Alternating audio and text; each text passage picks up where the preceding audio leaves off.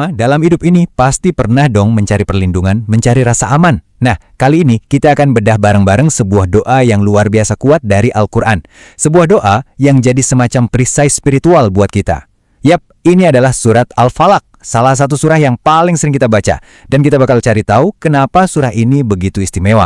Coba deh kita berhenti sejenak dan pikirin, sebenarnya apa aja sih yang bikin kita merasa butuh perlindungan dalam hidup?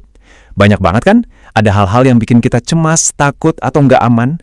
Mau itu yang kelihatan jelas, atau yang nggak kasat mata. Kebutuhan akan rasa aman itu benar-benar mendasar banget bagi kita sebagai manusia.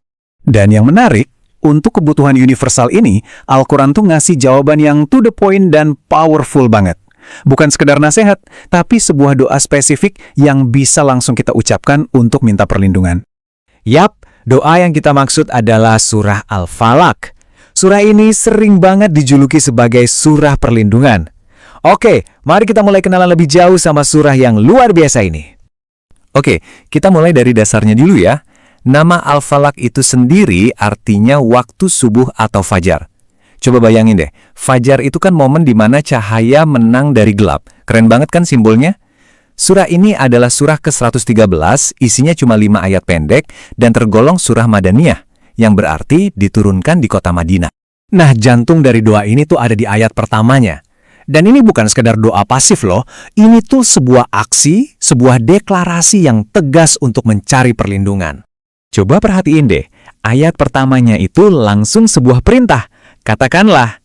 Jadi kita nggak cuma disuruh mikir, tapi benar-benar ngucapin dengan lantang. Kita diminta untuk aktif menyatakan kalau kita mau berlindung. Dan ke siapa? Kepada Tuhan yang menguasai subuh. Wah, ini dalam banget maknanya. Artinya, kita minta tolong sama kekuatan yang bisa ngusir gelap dan datengin terang. Keren kan? Oke, setelah kita deklarasi nih, mau minta perlindungan, surahnya langsung to the point. Ada 4 jenis kejahatan spesifik yang disebutin. 4 ancaman yang seringnya tersembunyi dan mengintai kita. Yuk kita kupas satu-satu. Permintaan perlindungan yang pertama ini cakupannya luas banget. Kita minta perlindungan dari kejahatan makhluk yang Dia ciptakan. Maksudnya apa ya ini? Ini tuh kayak permintaan perlindungan paket lengkap. Pokoknya dari semua potensi bahaya yang bisa datang dari makhluk apapun. Mau itu dari manusia, hewan, atau bahkan hal-hal yang nggak kelihatan atau nggak kita tahu. Benar-benar kayak payung perlindungan super besar. Nah, dari yang umum tadi, sekarang kita masuk ke yang lebih spesifik, yaitu kejahatan yang berkaitan sama waktu tertentu. Kita diminta berlindung dan dari kejahatan malam apabila telah gelap gulita. Malam kan sering jadi selubung buat banyak hal. Ya kan? Kegelapan malam itu seringkali identik dengan bahaya. Entah itu bahaya beneran atau bahaya yang lebih simbolis.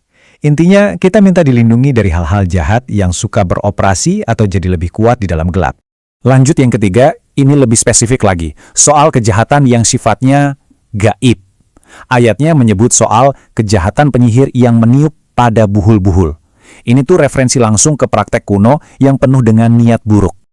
Yep, ini jelas banget permintaan perlindungan dari praktik sihir atau ilmu hitam. Gambaran meniup pada buhul-buhul itu, ya cara mereka merapal mantra jahat. Jadi, surah ini benar-benar jadi tameng kita dari niat-niat jahat kayak gitu.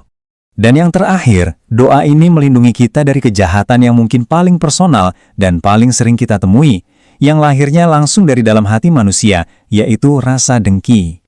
Ini adalah permintaan perlindungan dari efek destruktifnya rasa dengki. Kalau dipikir-pikir, 3 kejahatan sebelumnya kan datang dari luar ya. Nah, yang ini racunnya dari dalam hati. Orang yang dengki itu bisa terdorong buat merugikan orang lain, entah secara halus atau terang-terangan.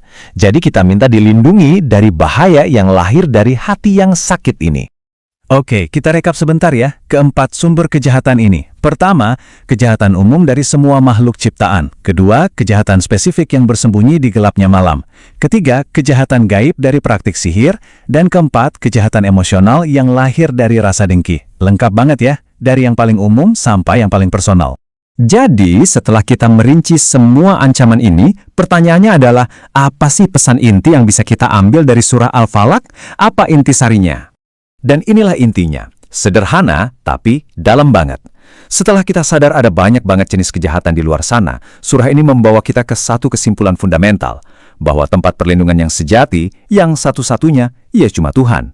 bukan ke jimat, bukan kekuatan lain, tapi ini soal penyerahan diri total langsung kepada Sang Pencipta.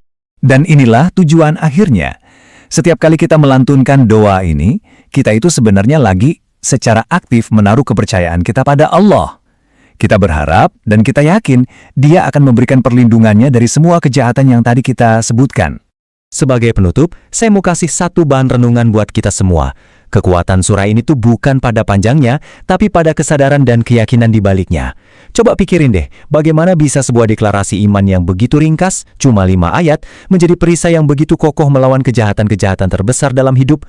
Mungkin jawabannya nggak cuma terletak pada kata-katanya, tapi pada kekuatan yang kita berikan pada kata-kata itu saat kita mengucapkannya.